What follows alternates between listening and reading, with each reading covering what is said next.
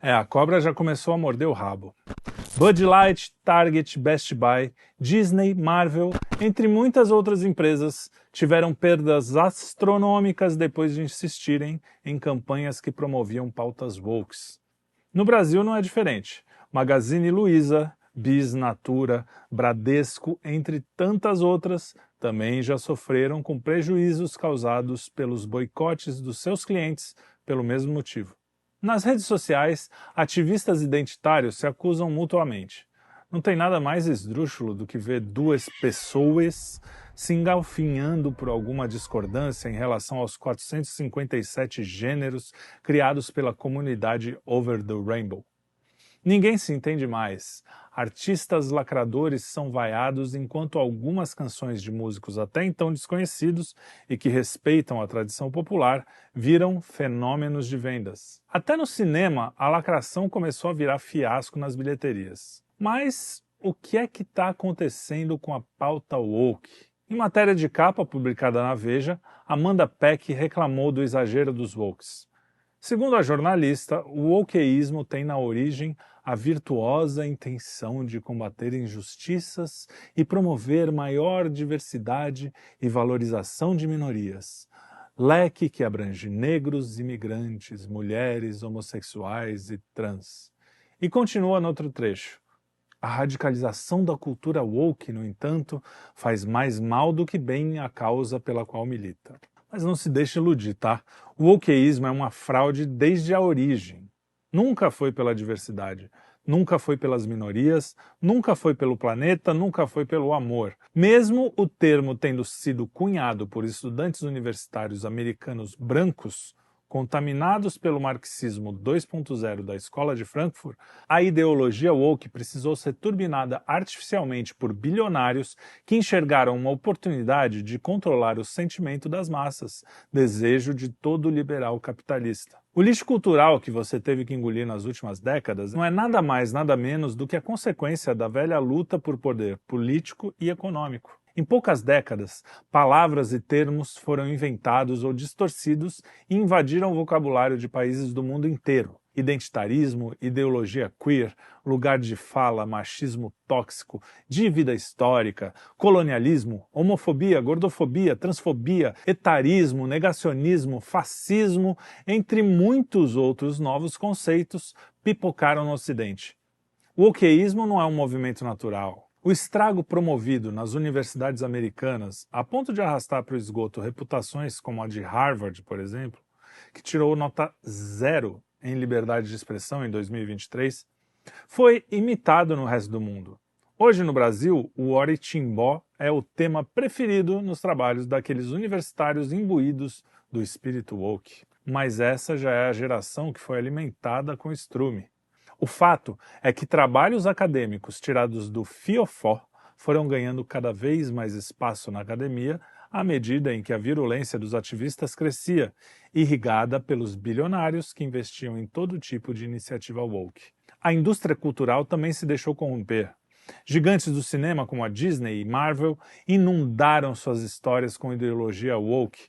Quem assistir ao primeiro filme de Os Incríveis da Pixar e logo na sequência assistir ao segundo, vai perceber que a mudança foi drástica e repentina em muitos casos. Personagens clássicos foram sendo dilapidados e muitos arquétipos deram lugar a estereótipos grotescos. Com o crescimento das redes sociais, não demoraria muito para que a avalanche se consolidasse. Afinal, todas as minorias elegiam seus inimigos, apontavam o dedo e disparavam. Racista! Fascista, genocida, homofóbico. Quase todo mundo tem alguma bandeira para empunhar e, consequentemente, alguém para culpar pelos seus eventuais fracassos. A temperatura ia subindo à medida em que essa leitura do mundo sedimentada no pensamento revolucionário, que dividia os homens entre opressores e oprimidos, era propagada.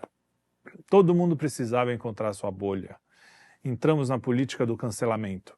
A regra virou cancelar para não ser cancelado. Empresários viram que os nichos formados pelas divisões identitárias eram lucrativos, mas, acima de tudo, perceberam que quem não se posicionasse seria enquadrado no rol dos párias. O marketing, então, passou a ser tanto ferramenta de promoção de empresas que precisavam se adequar aos novos tempos e procuravam faturar com os nichos de mercado criados pelas novas comunidades, quanto canhão de propagação das ideias woke. Esse plano maquiavélico funcionou por um tempo. Tudo foi orquestrado e alcançou escala global. A ONU se transformou no principal instrumento de implementação de políticas woke. Os mesmos fundos bilionários que financiam políticos, universidades, projetos culturais e iniciativas privadas que seguem a cartilha woke mundo afora, também dão as cartas na organização transnacional. O ecoativismo tornou-se o principal tentáculo do wokeísmo, dada a sua capacidade de mobilização de almas em culturas diversas. A salvação do planeta tornou conta do debate público no mundo inteiro.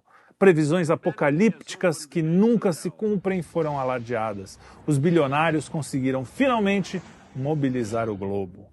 O CO2 foi eleito o vilão da Terra, óbvio. Ele está ligado à matriz energética fundamental para o desenvolvimento de qualquer país, o petróleo. Guerras foram e continuam sendo travadas por conta desse recurso natural que, pelos cientistas do apocalipse, já deveria ter se esgotado há muito tempo. As superpotências precisavam frear o resto do mundo que começava a se desenvolver. O jeito mais fácil de fazer isso é impedir a produção de energia. Aquecimento global, mudanças na temperatura, efeito estufa, sustentabilidade, uma enxurrada de termos e conceitos eco-wokes também invadiu a mídia, as produções culturais, a academia e o mercado. Eis que surge o selo ESG, que deveria carimbar as empresas amigas do planeta. Era a salvação do mundo. E lá foram de novo os departamentos de marketing promover o crescimento da onda verde. A política do cancelamento cresceu exponencialmente. Agora não só pessoas, mas empresas e até cientistas começaram a ser cancelados. Passou a existir uma ciência oficial. Claro, cientistas sérios são aqueles que corroboram com as diretrizes da elite woke. Os outros são todos o quê?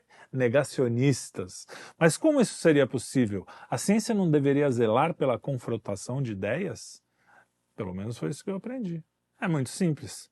Os bilionários propagadores do wokeísmo tomaram conta da grande mídia e das big techs. Agora todos os meios de ação estavam nas mãos dessa elite que financiou a cultura woke. Foi possível controlar o discurso, eleger e derrubar políticos, enfraquecer politicamente os estados nacionais e acelerar, portanto, o projeto de conquista do mundo. Mas sempre existiu um obstáculo: a realidade. O wokeísmo precisou travar uma batalha com a verdade para tentar se impor. Desde o início, sabiam que precisavam controlar a narrativa. Logo, o arqui-inimigo do wokeísmo só podia ser um: o cristianismo. O movimento negro, que definitivamente não representa os negros, faz apologia das tais religiões de matriz africana, quando sabemos que a África é predominantemente cristã. O movimento feminista pró-aborto tem a igreja como seu principal alvo. Os eco-wokes defendem um panteísmo travestido de multiculturalismo. O wokeísmo é, em suma, anticristão. O cristianismo é atacado pelos wokes assim como foi atacado pelos materialistas, não é coincidência. O wokeísmo, a despeito de ter sido moldado com ideias marxistas, foi financiado por capitalistas liberais, e se tem algo sobre o qual materialistas e liberais concordam, é que o cristianismo deve ser estrangulado. Recentemente, bancos começaram a fechar contas de clientes cristãos. Atores foram cancelados por se declararem seguidores de Cristo. Políticos defendem aborto, eutanásia e retiram símbolos cristãos dos tribunais. O mundo woke odeia os cristãos. Ao tentar inventar uma nova cosmovisão, ao relativizar a verdade, o wokeísmo deu um tiro no próprio pé. Lembra dos fundos bilionários que patrocinaram a presepada toda?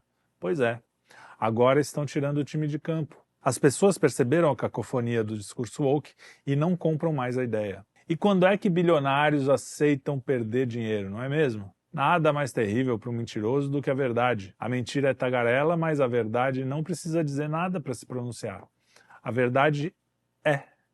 Cedo ou tarde vem à tona, o que significa que ninguém pode mentir para sempre. A vida eterna é um privilégio dos justos.